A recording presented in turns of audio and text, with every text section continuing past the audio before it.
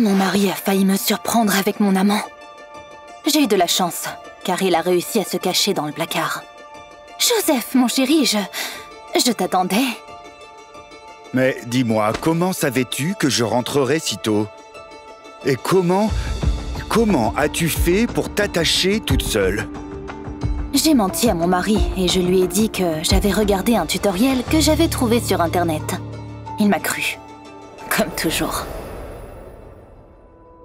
Quand nous avons terminé, je lui ai demandé de me faire du jus de fruits et je me suis rapidement débarrassée de mon amant. Le pauvre serveur que j'ai rencontré il y a juste une heure est sorti du placard, pâle et effrayé. Relax, mon mari n'a rien soupçonné. Il croit tout ce que je lui dis. Il est tellement gentil et naïf que ça me rend vraiment malade. Le gars s'est habillé et est parti sans dire un mot. Je pensais qu'il était juste nerveux. Parce qu'il avait peur de se faire attraper par mon mari. Mais en fait, ils se connaissaient.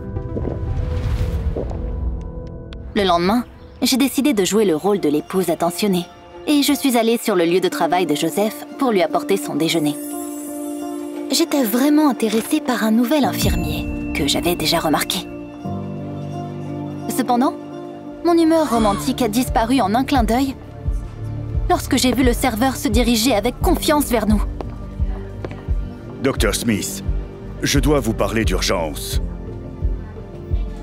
J'ai compris pourquoi il agissait si étrangement. Il connaissait Joseph et pouvait facilement lui dire ce qui s'était passé. Après tant d'années de tromperie, je ne pouvais pas me permettre de me faire prendre si négligemment. J'ai donc demandé à l'infirmier de distraire mon mari. Dr. Smith, allez immédiatement en salle d'opération. Après le départ de Joseph, j'ai traîné le serveur dans la pièce la plus proche. Ne pense même pas à détruire mon mariage, d'accord? Mais le gars était tourmenté par sa conscience, alors que mon mari s'est porté volontaire pour lui sauver la vie. Il avait une tumeur au cerveau, que les médecins ont jugée inopérable. Et seul Joseph a accepté de prendre le risque. Pro bono quand même. Ayant appris cela la veille, le serveur s'est réjoui.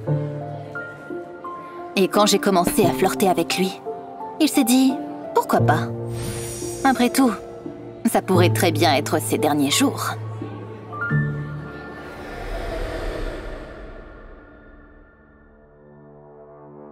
Si seulement j'avais su que tu étais la femme du Dr. Smith. Je n'aurais jamais fait ça. J'ai convaincu ce prude que sa confession ne ferait qu'empirer les choses. Non seulement pour moi, mais pour lui aussi. Il ne te croira pas et refusera simplement de pratiquer l'opération, voyons. De plus, même s'il te croit, que penses-tu qu'il ressentira en opérant l'amant de sa femme? J'ai réussi à le convaincre et il est allé se préparer pour l'opération.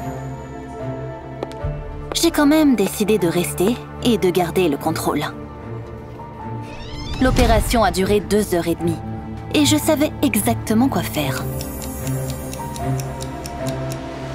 Une fois que Joseph est sorti de la salle d'opération, je l'ai salué avec un sourire.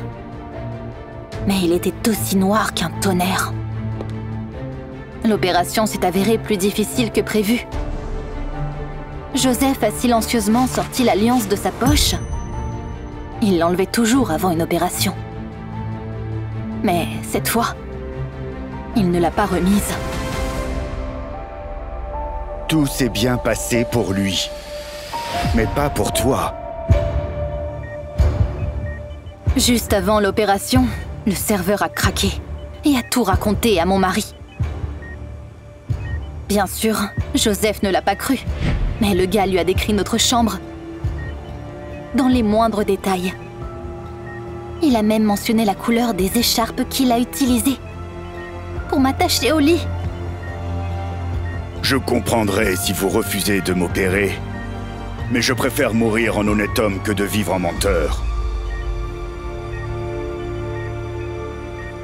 Je profitais de la gentillesse de mon mari sans aucun remords.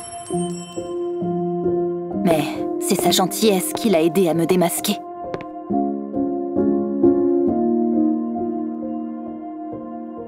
N'oubliez pas que rien de bon ne sortira du mensonge et de la tromperie.